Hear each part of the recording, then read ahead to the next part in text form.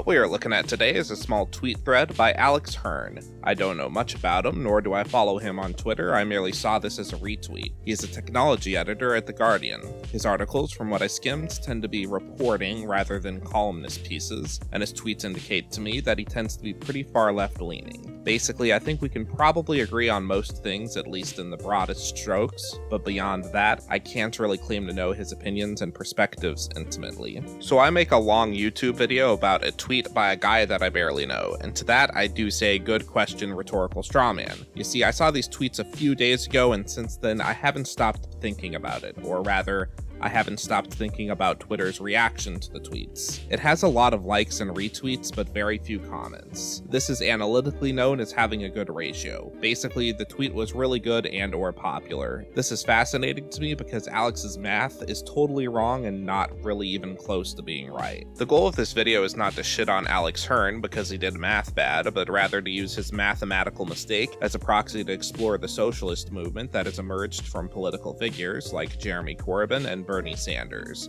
First, I'm going to disprove things mathematically, because if I'm going to make a broad claim like you did math bad, then I feel I do have some responsibility to prove that claim. Then I'm going to talk about why it matters, both the math itself and how it relates to the more general leftist discourse. Part 1. The math is bad. You stupid. They're not. What's 9 plus 10? 21. You stupid. You stupid. First things first, let's go ahead and convert the euros to US dollars, because that's where Google would likely be operating any sort of YouTube monitoring center. Google's profit estimate goes from about 30 billion euros to 33 billion US dollars. Alex's wage estimate goes from 20,000 a year to 23,000 a year in US dollars. And the estimated costs of this program that he provides goes from about 2 billion to 2.3 billion a year. To be absolutely clear, this is not a correction, it's simply to make my life easier as a US citizen, because I make the rules, and also, like I said, Google would probably have this center based out of the United States. Now, right off the math, Alex does make a pretty significant mistake in not accounting for the weekend when coming up for his projected workforce. To his credit, he does give us a pretty good baseline of about 30,000 employees to cover 40 hours within a week. Alex multiplies this number by 3 and rounds up, and voila, we have 120 hours covered. However, our more attentive viewers might notice that there are actually 168 hours in any given week. Basically, like I said before, Alex forgot to account for the weekend. So really, we need at least 40,000 additional employees to cover that 48-hour period, meaning we have 130,000 plus the 10,000 extra employees that Alex allotted us, so that our employees can continue to do things like take breaks, get new training, etc. Then we also have the fact that Alex has not taken into account that employees are not going to work every single period that they're actually scheduled for. Even if we use the United States' pitiful 10 days a year average that is taken for vacation, that amounts to about 215 hours a week that are still uncovered, meaning that we would need about 6,000 employees in addition to make sure that all hours are accounted for after taking into account vacation time. So about 146,000 in total. That gives us about another $1 billion in costs just for wages, which is all fine and dandy, except for Alex is not considering any of the other costs that would be associated with running such a large workforce. The biggest one is going to be benefits, which also cost the company money, unless Alex is suggesting that our work center doesn't give his employees benefits, which, considering Alex's political position, I think it's fair to assume that we would be giving our employees benefits. The national average spent in benefits by employers for their employees is about $24,000 a year. Our workers make about 50% of the national average in wages, so we'll very conservatively give them about half the national average in benefits as well. That gives us about $1.75 billion a year in additional costs, for a grand total of about $5.1 billion a year. But I'm not done yet. Our employees are not going to materialize out of the ether, meaning that we do have to pay also to recruit them and train them. Several studies indicate the average cost to recruit a single employee is about $4,000. $4,000 times 146,000 employees equals a one-time cost of about $0.59 billion. Most companies, when dealing with such a large one-time transaction, will usually amortize this cost. If we use Netflix's model of amortizing it over 4 years, that gives us an average of about $0.14 billion a year per average for that single one-time cost. Then we have to account for turnover rates, which admittedly, for an industry that doesn't exist yet, is going to be kind of difficult to figure. The national turnover rate averages about 15%, and as another analog, I used call center turnover rates, which I'll be using for some additional costs later, because it's the closest analog to any kind of YouTube pre-moderation, which comes out to about 35 to 40%. This is a similar wage job to a call center, but probably not as stressful, so I just said F it and called it about a 25% turnover rate. Using that really quick and dirty estimate of turnover rate, that gives us another $0.14 billion a year to make sure that our workforce stays at 146,000 after it has been created. Additionally, after we recruit our employees, we do need to train them to make sure that they are actually good at their jobs and fulfill the tasks that are required of them. Luckily for us, we can more or less use the same math above with a national average of about 4.8 thousand per employee to train them, or about 0.35 billion a year in training costs. Add that to the 0.28 billion a year in recruitment costs, and we get about $0.63 billion in additional training and recruitment costs, or a total of $5.73 billion in operating costs so far. But wait, there's still more. We have infrastructure costs, the building and equipment that our employees are going to be operating out of, since obviously we can't have them working on the side of the road. Again, this is very difficult to estimate because this industry doesn't exist yet, so we'll go ahead and use some quick and dirty estimates from the call center industry for our infrastructure costs. Here are the average infrastructure costs for a call center, and here's what happens when we plug those costs into an employee workforce of about 146,000. That gives us an additional cost for infrastructure that's about $200 million a year conservatively. If we round out the math on our conservative number, that gives us an additional cost of about $6 billion. We still need to hire more employees to manage and quality control our existing call center workforce.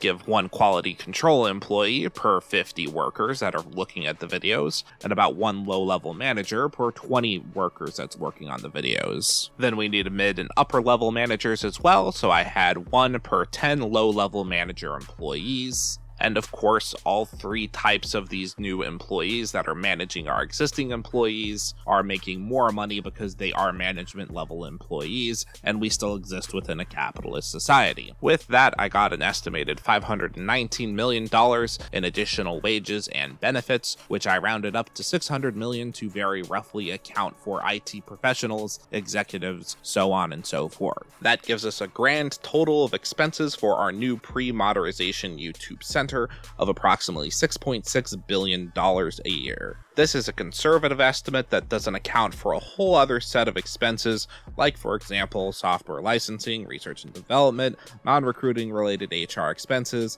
lawsuits, infrastructure. You get the idea. Basically, it's going to cost a lot more money than Alex suggested. Part 2. Why does this matter?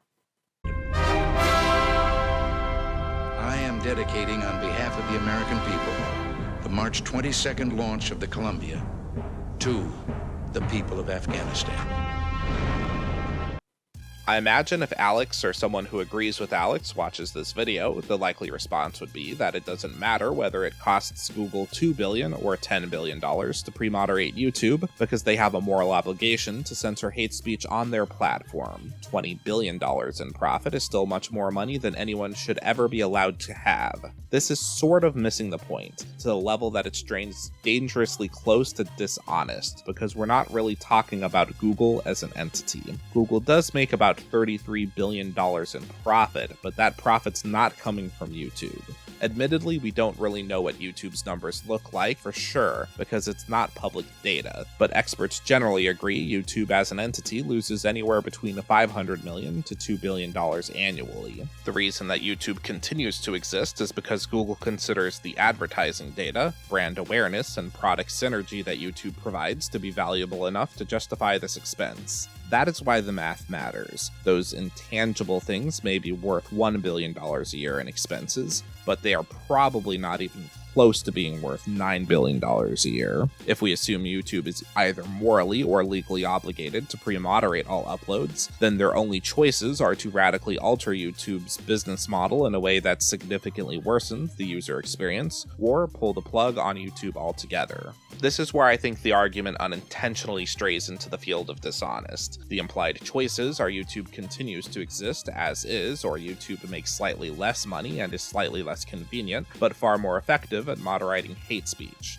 The real choices being presented by the tweet scenario are YouTube continues to exist as a problematic radicalizing force in the discourse, or YouTube should be radically changed and or shouldn't exist at all. And by the way, this is before we get into the problematic concept of trusting a corporate entity to make political judgments on what is and isn't hate speech. Google is under no moral obligation to continue providing YouTube as a service, but one might ask, why not make YouTube a state-run enterprise? To that, I would answer YouTube is fundamentally a product of capitalism. The majority of its popular content is produced by entrepreneurs, whether that be Vivo music videos, Logan Paul, or any leftist YouTube channel. YouTube could not exist as a public utility because in any variation of a socialist society, it would be considered a waste of resources better used for the betterment of society. It's hard enough as is to get the government to support serious art, let alone video tutorials on how to bake a cake. Part 3. What's modern socialism got to do with it? Silence! Justice!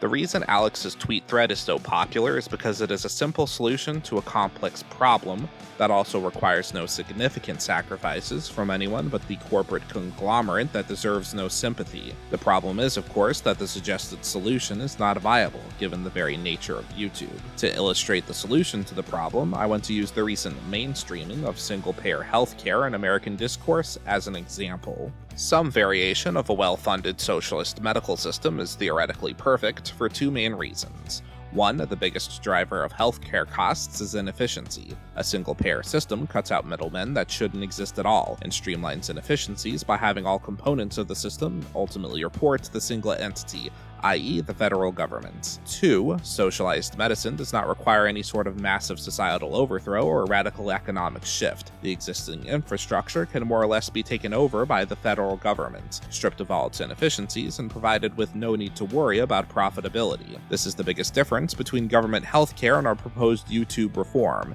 YouTube pre-modernization requires an entire infrastructure to be built essentially from scratch. Single-payer healthcare became a mainstream idea in a time frame of essentially one election cycle in the United States because the rhetoric around it changed in a very important way. Previously, Democrats had more or less ceded the ideological ground to Republicans that all tax increases were inherently bad. This meant when conservatives concern trolled with how are you going to pay for that, Democrats had no answer, and so healthcare arguments were flawed in a similar manner to our YouTube proposal. Then Bernie Sanders had the radical suggestion to raise taxes on the wealthy to fund social programs, and now Medicare for All has become core orthodoxy in the Democrat Party.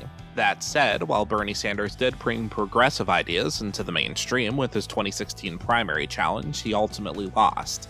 It's easy to fall into the broader accepted narrative that Hillary Clinton won because the system was rigged in her favor, but ultimately more people voted for her. It's easy in hindsight to think of her as this toxic, unlikable robot who bought everyone's votes with money, but she had a long and successful career as a politician despite her lack of traditional charisma and political baggage well before the 2016 election. Her policies were lukewarm, a band-aid on a stab wound, but they were easy for voters to understand how they would realistically be implemented. Taxing rich people and answering the who's going to pay for it question is a good start, and I think we are headed in the right direction. Sanders' 2020 platform recently unveiled a more detailed Medicare for All bill that includes a 4-year rollout and an eradication of the private insurance industry. It's tempting to say ignore policy because Americans are doofuses, but the average doofus doesn't really bother to vote. The people who do bother to go to the polls are generally at least seeking information, if for no other reason than to bolster their own arguments with their stupid relatives on Facebook. Capital versus the working class is a useful framework to understand the broader struggle of economic equality, but it is not a one-size-fits-all solution to all societal problems. Given the mechanics of how most federal governments work, completely overthrowing the capitalist system pretty much inherently requires overthrowing the government itself, which probably means a violent revolution. If that is your argument, well, it takes a braver man than myself to argue that on a capitalist platform. But if we are to assume that socialist reform is to be implemented within a representative democratic framework and within a society that roughly resembles our own, then we must also consider how it interacts within the existing system. Debates about systems are theoretical, but going out and improving people's lives is practical. Making a tweet or a YouTube video about it is more or less just jerking yourself off about your own intellect. And no one would ever be silly enough to do something like that.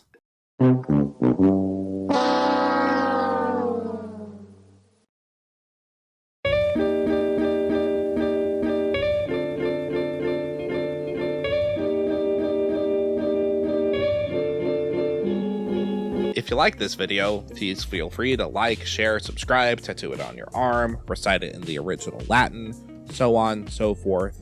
Thank you, good night.